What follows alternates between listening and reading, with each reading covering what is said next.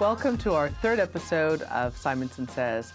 I am so excited today. We have an extraordinary guest, Dr. Ilyasah Shabazz. But before we bring her on, we are going to review January 2025 market update with Charlie. Charlie, hi. Hi, Lisa. So why don't we start with how was the market in January 2025? How's it looking so far this year? So we saw a mix of trends in January 2025 with a very strong luxury market, a tight rental market, and some price decreases across the board. The luxury market's leading the pack with 67 contracts over 5 million, a 5% increase year over year, and sales of homes over 10 million increased 85% year over year. Wow. So it's really, the ultra high end of the market is leading the growth. And those trends really reflect the strength of the luxury market right now as we enter 2025. Sounds like a great start to the year. Are listings moving quickly right now? So the pace of the market is picking up significantly, especially with well-priced listings or listings that have had price adjustments. Those do tend to sell quickly across all price points. And since July, the number of new signed contracts each month has surged year over year. So this is a continuation of a trend that we saw throughout the tail end of 2024. And that's, across all price points from luxury to even entry level. Are you seeing more negotiating right now with buyers submitting low ball bids? So we're seeing that buyers appear to be hesitant to really lowball sellers. What we're really seeing is a flurry of buyer activity after a property has a price adjustment or a price decrease. So as an example, you recently sold or you're preparing to sign a contract for a listing that had been asking just over 6 million. Right. I think we received a lowball offer that was just about 5. Mm-hmm. We then reduced the price to a hair under 6. Had a ton of activity and multiple offers over in the mid to high 5 million price point. Right, that's very true, and that's we're doing that sort of in lifetime. And what about the luxury market in terms of listings? Are you seeing more listings coming on right now, and do you predict there are going to be more coming on in this first quarter? So the luxury market is really seeing the strongest activity right now, and the only constraint really in the luxury market is a lack of inventory. So any luxury sellers that are preparing to list in the spring, I think we'll see lots of success, assuming that they are priced and marketed correctly. I just want to finish off by saying, because we're seeing that with our listings right now, that the pricing is so critical. And oftentimes people wonder, well, why don't they just throw in a lowball offer? People, for whatever reasons right now, are not doing that. So I think it's really important to get the pricing right. Thank you. This beautiful set here at Studio 1873 is brought to you by the Everset. The Everset provides full-service staging and furniture rental solutions in the New York area. We work with Brown Harris Stevens and many other top real estate firms, staging their homes to sell quickly and at the highest price possible. Our staging is affordable without sacrificing quality or design. For more information, please visit us at staging.theeverset.com or email us at staging@theeverset.com to request a free proposal. Ilyasah, welcome. I'm so happy to have you here. So thank you so much for taking time to come and sit with us today. Well, you know that I'm super, super excited. We waited a long time to do this, and now here we are. So I'm happy to be here. Thank you. Mm-hmm. There's so much to talk about today, and I know that everyone is going to be so interested in listening to you because you have so much to say and to offer. Let's start with, well, first of all, your amazing mother. I'm always, as a mother I have 3 children. Your mother had 6 girls, and what an amazing person. I didn't have the honor or privilege to meet her, but I think about, with as I said, my 3 kids, how she was able to raise the 6 of you and the legacy that she has, her legacy and what an extraordinary woman she was. So can you just tell me a little bit about your mom? Yes. So my mother really is or was super amazing. And every time I look at her life from a reflective perspective, I'm just in such awe because, the fact is that she was the wife of Malcolm X, mm-hmm. right? And the fact is that our home had been firebombed. And in spite of that and seeing him gunned down, she raised 6 girls She was pregnant with my youngest sisters, the twins. And she never gave in to bitterness or despair. She was such a very upbeat, inspiring, seemingly happy woman. And I just remember looking at her and thinking how beautiful she was. She was so fashion, forward, such a fashionista. And I just take my hat off to her. She raised 6 girls. She did an incredible job, and she did it by herself.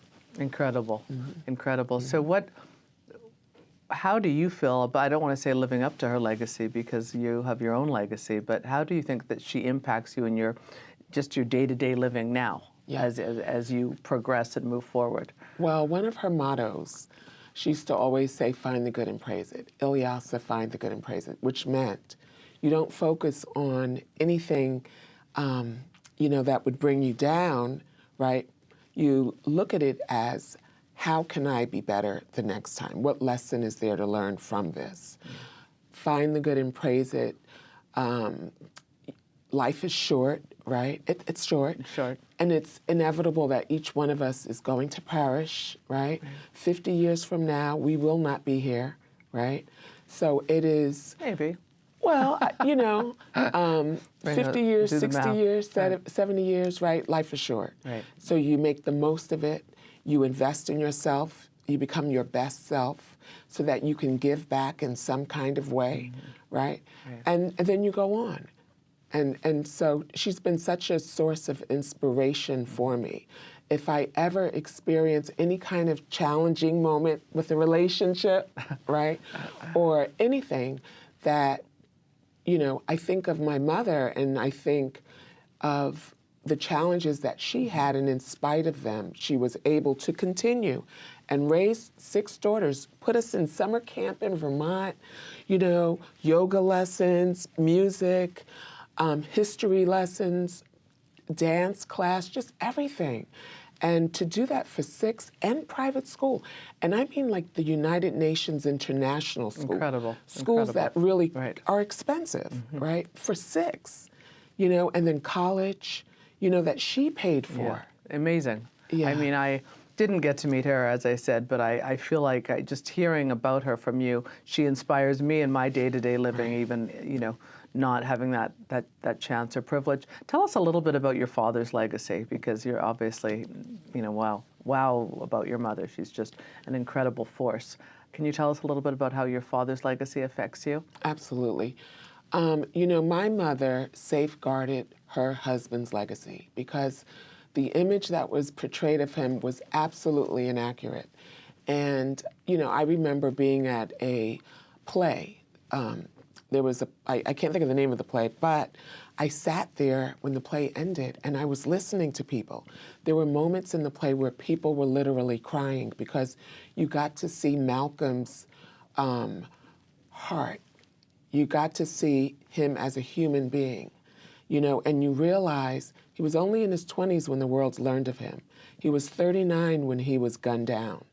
And in that short amount of time, look at the impact he made. And he was a very brilliant man. He could have gone and gotten a great job, right, and lived high on the mountain someplace with his family.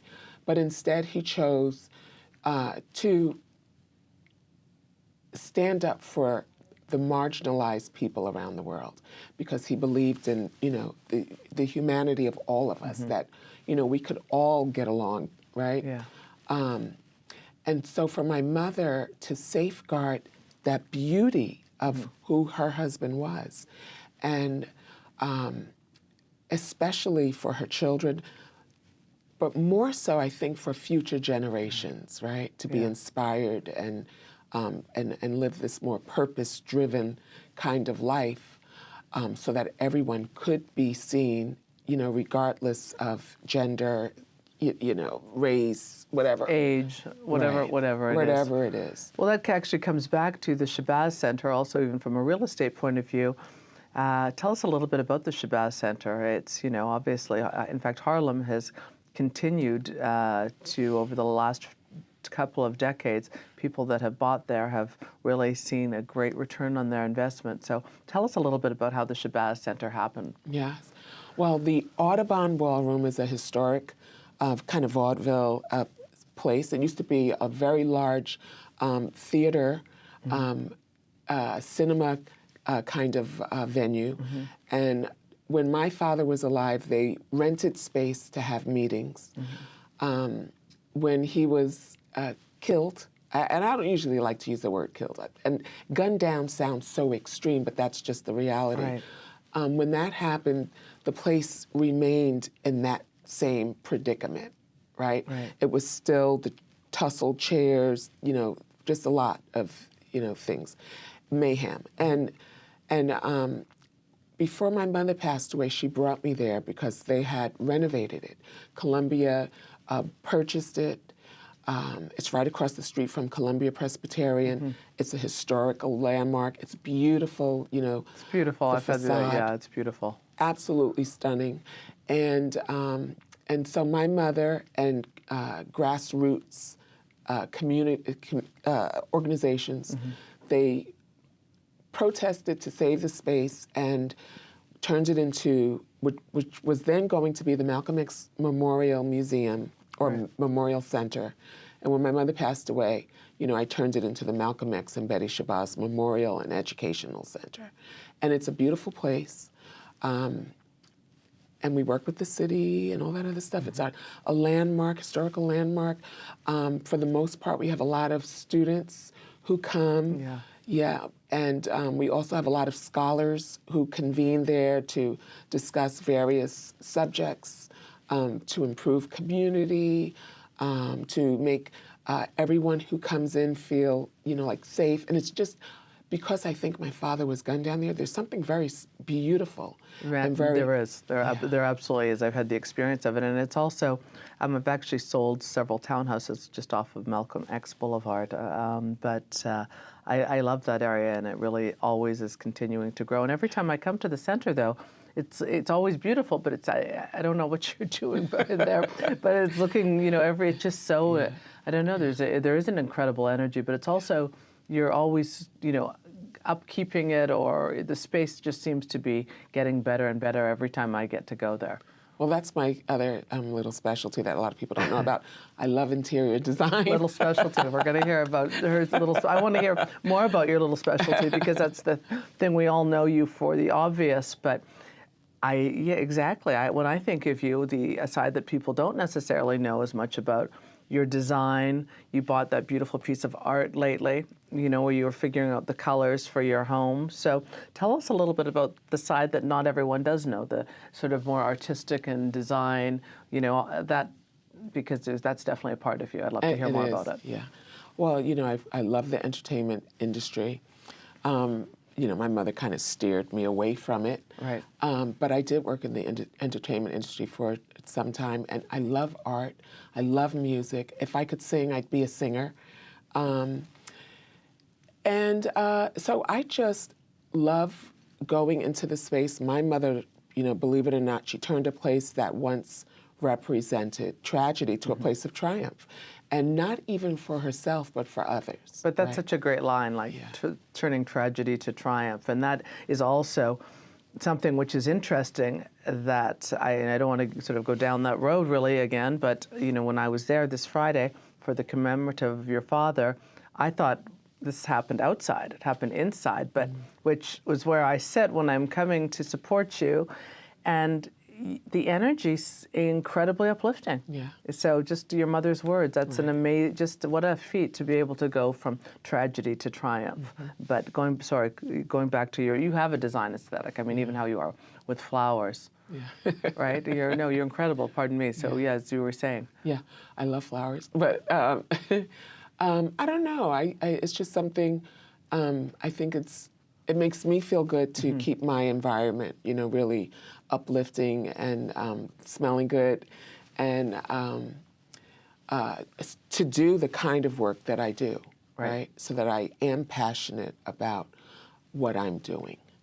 Well, but I was like that when I was a little girl. I have to just tell you this one little short story. No, please. My mother was having a dinner party at our house, And she had this humongous size, this big, huge box in our study of Q-tips, of, small packets of Q-tips, lots and lots of Q-tips. So she went out, and somehow I found, I went into the box, I got all of these Q-tips, and I designed and decorated and put it everywhere in the house. So when she came home, I thought she would be really happy and surprised, but of course she wasn't, because her dinner party was going to be happening. I had decorated her, the home with Q-tips. But I always, I just always loved decorating and designing. Well, we're looking for a stager on the Simonsen teams and someone with a great eye. So, just putting it out there. If you want to come and join the team, there's definitely a spot. So, you're such a great, motivational speaker. You're an author. And I think the viewers would love to hear because, let's face it, there are a lot of successful people and they're successful in their own right, but they don't know how to necessarily encourage and motivate. That's a really great skill set you have, and you go across the country speaking at some of the most well-known colleges and schools, and it's always a sold-out crowd. And I've, again, had the privilege to listen to you, and you really have such a presence when you're speaking. What do you think that is? Why do you, I want to say naturally, motivate and engage all ages, by the way? That's the other thing. People that are 5 want to hear more. People that are, 30 want to hear more. So how do you do that? What's your... I think, I'm really, I believe in what I do. I don't just get out there and try to say some fancy words and leave. I remember we had, I worked for the mayor for where I grew up for 3 terms. And while there, of course, when I first started, my mother came and helped me have a city hall kind of thing. I forget what it's called right now. And so we had all of these people who came from like the white... Q&As or something like that? No, it's called a, when you have a town hall, it was a town hall thing. And so we had all of these White House representatives that came in and spoke. And this was supposed, everyone knew my mother did it, but it was supposed to be something that I made happen. And what I noticed is that all of the speakers would get up, they would speak, and then they would leave eventually. My mother never left. And I sat there and I thought, wow, that was because she was genuine, passionate about it, right? And so that is the woman who raised me, to genuinely care about people. And when I think of the challenges that she had, and in spite of it, she was able to continue, not from a, downtrodden space, but, very jovial, very, just really different incredible. Vibration and energy that she obviously was projecting and was just always staying up here. Yeah. And if she could do it, of course, I think anybody could, right? And the same with me. And just sharing her story, and even my father, for him to do the work that he did, right? Because that was a lonely space. And it had to have been, a fearful place, because he was challenging a government that was historically unjust to its own citizens.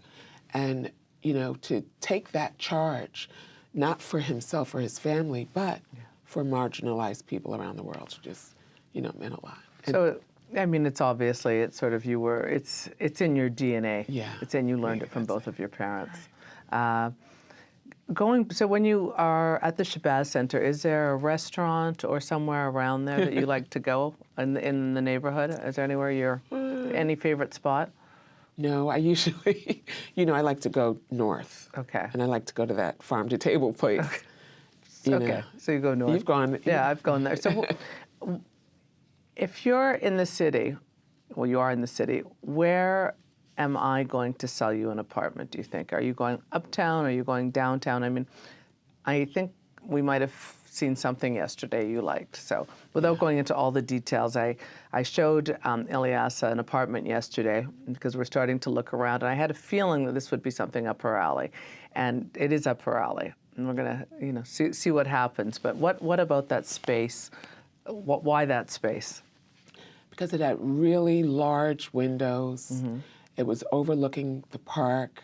You know, I love nature. I loved that the whole interior was like this kind of columns and stencil. And Charlie said that the stencil was once gold, but it was now ivory. Right. Right. But I don't think I would have, been so mad at it being gold. Right. You know, just those leaves and so forth. I loved just the detail. It was just beautiful. I loved it. Yeah. Loved it. So I think a penthouse, and I think the Upper East Side and great terraces. And I also love Tribeca. Okay. So both, yeah. Okay. Well, that's the fun part to explore. And the 14th Street shopping area. I love that area as well. The meatpacking. The meatpacking. You can get into industry. a lot of trouble there. Yeah, exactly. I would. Another question that when I always think about you, you have so many different friends and people that, when Ilyasah has her friends over, they don't want to leave. It's like when you have a party, everyone stays, even though it's over, where everyone's hanging out. That's, again, such a skill set of making people, and it goes back to what you're saying about your mother or your father, and just, I think, things that you've grown up with, your mother raising the six of you, and probably always, did she always have people over, like the dinner parties? Is that just, again, part of how you grew up, or why people want to, hang out and don't want to necessarily leave? Well, my mother didn't have a lot of dinner parties, and she didn't have a lot of people around us. No, she didn't. Her daughters, yeah. She was very overprotective. She kind of kept us really in this bubble of love. Right. Right. That's nice, a bubble of love. Yeah, she really did. And even going to camp in Vermont, right? And going to these, like I went to an all-girls private prep school, right, which was a boarding school. But she just sort of kept us in this bubble, so you can imagine by the time I went to college, they're like, oh, Malcolm X's daughter. And I'm like, just say no to drugs, and people not really understanding because they had this other image of who they thought Malcolm was. Right. Yeah. Okay, so I want to just go through some fun, just fun questions on you and what makes you tick. So what do you like to do? What's like your number one, but maybe number one go-to on your downtime? I really enjoy just chilling out. That's why I enjoyed that space. It's sort of like my space, really big windows, the water, right? This is the penthouse. I like just being in, a wonderful space of solace, and seeing nature and just being able, I'm an author, so I like, have a greater sense of, imagination. And so I just like, being in my space with myself. So just quiet, an oasis, a space that feels tranquil and calming. Right. That's why I like that restaurant. I mean, I don't think you would call it a restaurant. It's like you think you're in Idaho, right? Yeah. Yeah, exactly. And so what is your favorite food or restaurant? Is there something like when you're going to restaurants that you like to go to? As long as I know it is farm to table and it's real food. Okay. Right? I don't want any fake food. I don't want any, I'm with the real deal. Right, you're a real deal type. And what is something that's a pet peeve of yours that you're like, I can't? Oh my gosh. I don't like cluttered. I don't like things that are disorganized. I like things to be clean and smelling good. And what is something that makes you feel like you connect with someone? What is like sort of your intuition when you meet someone where you're like, oh, you want to hear more, or you want to hang out, or invite them for coffee? Yeah, usually people who have a lot of discernment. They're connected spiritually. Like I loved Meera Gandhi. I love her. Yeah, she's incredible. Yeah. So usually people, like that, people like yourself. So one, not last question, but when it comes to fashion and how you dress and choosing your looks, because you're speaking so much and you're, around the world and around the country, are you styling yourself? Do you have someone help you? And what are the looks, or is there something, a go-to for you? Well, I usually wear kind of broad-shouldered long dresses, right? Right. Kind of slenderizing, yeah. Well, I think probably my last question, just to wrap it up, because I think it's so important. It's such a gift. What would you do when you're motivating people that are going through things that are not, probably less than what your mother endured, and that she was able to keep this incredible high energy and raise the six of you and have this exceptional life and legacy?